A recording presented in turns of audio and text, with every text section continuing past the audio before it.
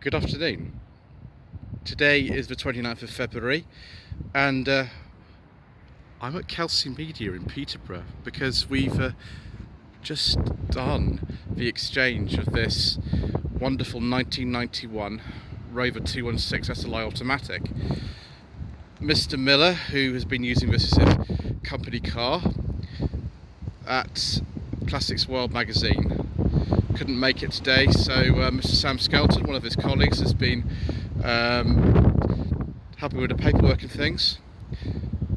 This is it. This is the car. This is the day.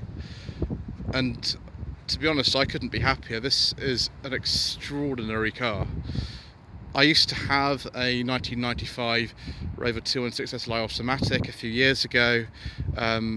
I have a picture of it somewhere. This is before I was doing YouTube, or even actually before I had my current job, so it never would have appeared on my channel, apart from in the Rover Tomcat review where you could see a picture overlay of it. This car will be entering the £500 Santa Pod challenge for this year. I do apologise for the wind noise, by the way. It's the original pre-facelift model of the R8, so we've got two-tone lower section of the car. One or two bits of corrosion on it, but I mean, what car of the early 1990s these days doesn't have a little bit of corrosion? Original hubcaps, and the grey bumpers with a little bit of a line. I do apologise for the wind noise. Let's take a look inside. This is the automatic car. I've actually got in this car the little light going around the key ring, the ignition barrel. That works perfectly fine. Original interior spec with these seats.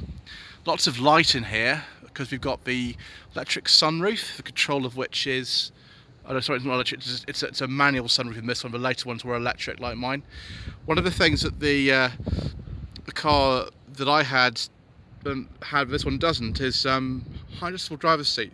There is no height adjustment on this seat, which is, it's fine. It's not really a problem. I can deal with that, but just one of the specification differences. Got a sort of more modern radio in, which will be having my Bluetooth adapter in. No air conditioning. Most R8s didn't come with it.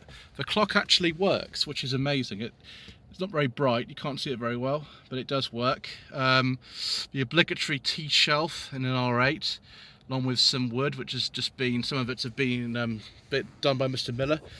Just over 87,000 miles.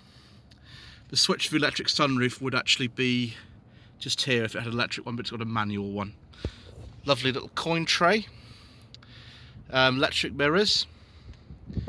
In the back, there is a nice little surprise.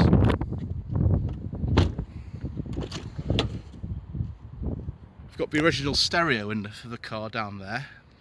Philips unit, which Rover had used for years. And then we've got a front wing. I don't know why we've got one, but we have one, and that will be coming back with me. And ooh, this wood's looking nice, very nice. Very, very nice indeed.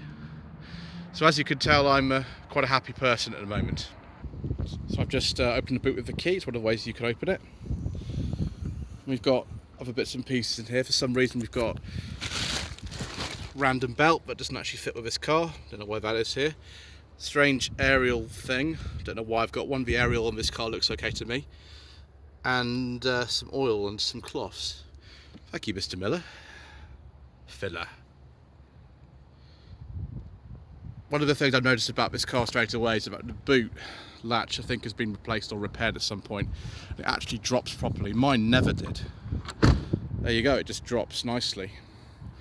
And somebody who owned this car was a member of a 200 and 400 owners club, which I do intend to contact because I've now got this car and I'm happy. I'm very happy, and look at that badge. So there we are, we've got a wing in here. I honestly don't know what this is, what it's doing here, but we'll have a look at that later. And we've got some belt buckles nicely put away. Clearly we've got a glove box in here as well. Will the secret mission documents fit in there? We'll just have to find out. Wonderful. And here it is, the famous Honda D series engine with programmed fuel injection as well. Now this might look like a bit of a, well, I don't know, a bit of a mess on a valve cover, but really this isn't much of a problem. There's nothing to worry about in here. There might be a little oil leak, but I've had so many cars with Honda D series engines that I don't think it's going to be an issue. Coolant level is fine, although that's a little bit dirty, but of course it is. Power steering fluid's fine. Quite a new battery in here as well. Quite a large number of cranking amps as well. It's not very many, but it'll do. It's such a light car.